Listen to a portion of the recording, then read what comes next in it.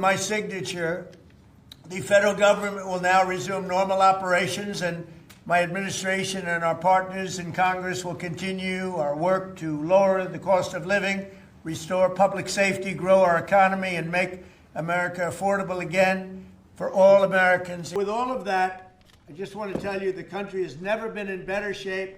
We went through this short-term disaster with the Democrats because they thought it would be good politically. And it's an honor now to sign this incredible bill and get our country working again. Thank you.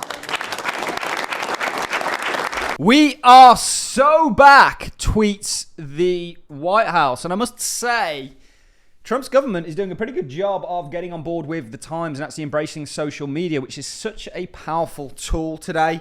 The technologies of the past have clearly played a clear role in the future that we're now living in, and crypto is on that similar journey. And the beautiful thing is we are still very early on that. So with Trump signing that order, according to the White House, we are so back. America is back to business after the shutdown, some of the longest shutdowns in history, I believe.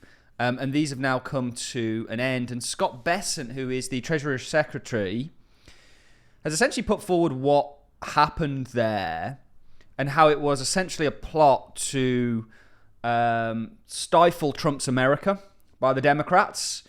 But now he believes that we're back on track. We've seen good economic growth. We're going to continue to see that moving forwards. And remember, we think the context for markets is a very bullish one, certainly with the kind of monetary environment set by central banks that we're moving towards. We will be hearing about a central bank towards the end of the video. The Singaporean central bank is looking to launch their CBDC. I think that 90+% of nations are either piloting or at least experimenting, perhaps two are the same thing, CBDCs and the evolution of money as we know it, which is going to take place on chain. So the next clip I want to play for you is Scott Bessent and what he has to say. Then there was huge news yesterday from the Philadelphia Fed at their 9th annual FinTech conference, where Paul Atkins effectively spoke about Project Crypto, which he, quote, is looking to enable a new era for financial markets, meaning they're going to come on chain. R3 actually interviewed Scott Lucas from JPMorgan, and he talks about $100 trillion in traditional assets starting to flow on chain. Remember, the crypto market cap today is $4 trillion. So we'll be looking at that. Then we've got a number of other interesting things to talk to you guys about the Singaporean bank essentially looking to trial tokenized bills to settle CBDCs. And then we'll do a little bit of TA. Markets reacting well to the end of government shutdown. And I think it's because it signals, markets hate uncertainty, and it's removing some of that. And it's kind of signaling Trump's America is really back on track. And that's been very optimistic, I think, for markets, and is going to continue to be the case. Yes, the tariffs. And when you get a new presidency, it often is met with downside in the markets because they introduce uncertainty due to them just taking office. They want to get their harsher policies in place first so they have time to work through. And the tariff policy certainly has caused, I think, a bear market for the S&P that we've recovered. We're now in a bull market. But I actually think Trump's America is going to be a bullish one, certainly for assets. Just my opinion. Whatever you think about the man, you can say what you want. I think he's doing a number of smart things. Let's dive into what Scott Bessent, the Treasury Secretary, actually has to say about all of this now that it's came to an end. Brian, it's the Democrats tried to stop President Trump. They couldn't stop him in the courts. They couldn't stop him with the mainstream media. So they shut down the government. And they've taken the mask off. Ezra Klein in the New York Times yesterday actually said this was never about health care. This was about President Trump and his totalitarianism. So they were willing to cost the government tens of billions of dollars. The economy was in a great place, 3.8% growth last quarter, tracking very well this time. I think we're going to accelerate into 2026, but they've caused a hiccup here. And that hiccup with what took place yesterday has now been overcame. I do think you are going to continue to see progress for Trump's America, and I think that's going to reflect well on the markets, certainly the cryptocurrency markets. And markets are generally reacting quite well today, which is great to see. Let's dive into some other huge news. So this is massive. It means you're going to get all your data on time now. You're going to get, back to what Trump said at the start there, the Federal Reserve back operational. It's going to be interesting to watch and see what happens with the TGA, the reverse repo, so on and so forth. it's a big thing, guys, basically, and I think it's going to reflect positively on the markets. I still think we're in for a spectacular year end. We've not got long of it left, about a month and a half, a month and two-thirds, something like that. But I still think we've got a great year end to come. And actually, if you look at volatility spreads, they're very low, which means that people aren't hedging, which means that markets are likely going to be one directional. People are effectively looking at upside into the end of the year. For another video entirely. Yesterday, there was some huge news. This one from Paul Atkins, the SEC chair. I was honored to give a keynote at the Philadelphia Fed 9th annual FinTech conference this morning. My remarks outline the next step in the SEC's Gov's Project Crypto and what is expected in the coming months. He says, we're not going to dive over to this, but we'll just show you some of what was said. In a free society, the rules that govern economic life should be knowledgeable or reasoned and appropriately constrained.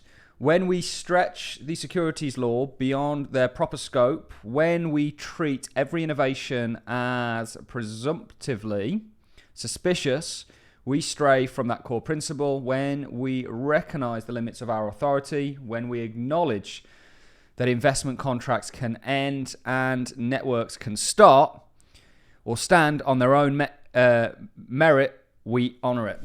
And this is all about, kind of three focus areas. I focus on three areas: the importance of clear token taxonomy, how Howey applies in a way that recognizes the fact that investment contracts can come to an end, and what that means in practice for innovators, intermediaries, and investors. This framework is a commitment to humanity about the SEC's own reach. Congress crafted the securities law and addressed specific problems, situations in which people part with their money based on promise that depends on the honesty and the competence of others.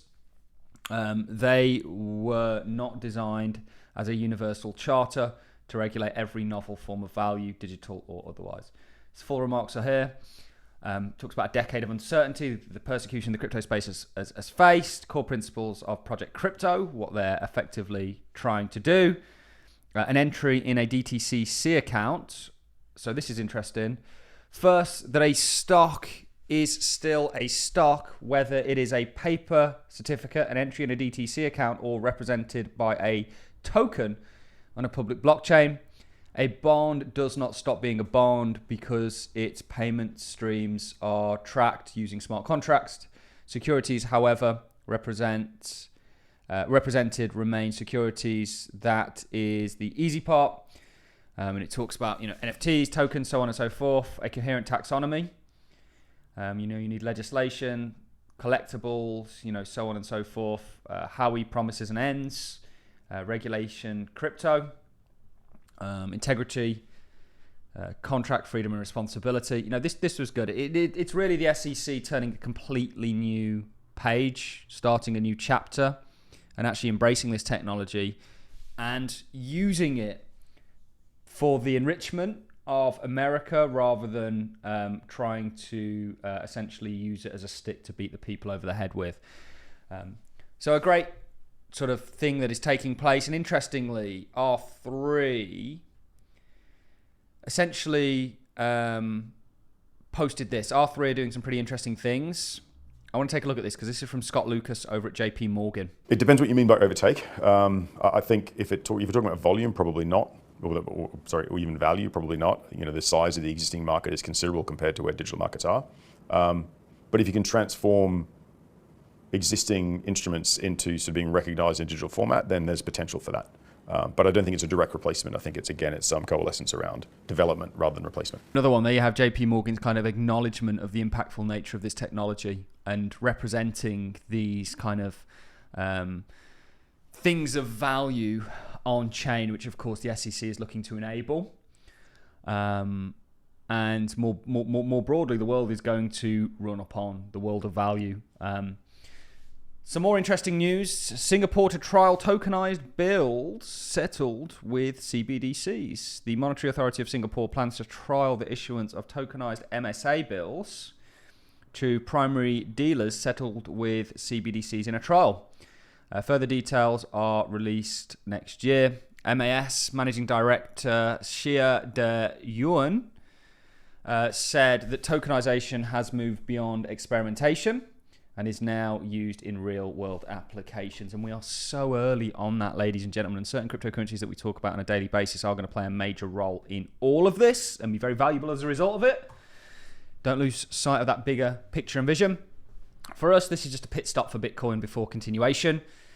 And we're at a very interesting point where BTC Dom, in our opinion, has now entered what we would look at as phase 4, a downtrend. This is a perfect breakout and retest. If you look at this sort of inverse, this has now got a broad uptrend ahead of it, which of course is a downtrend for BTC Dom, which means Bitcoin's bullish, altcoins just outperform. And actually, I do think that that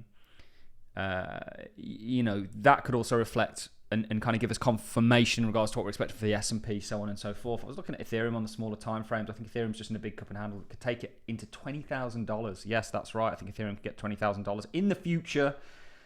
Exactly when, I don't know.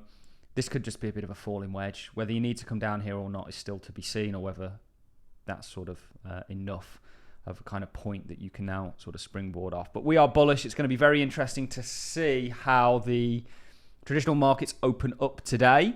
The end of the government lockdown, I think, or shutdown, I think, is a great thing because ultimately, it's going to introduce or allow the markets to be a little bit more certain moving forwards. You're going to get spending, so on and so forth.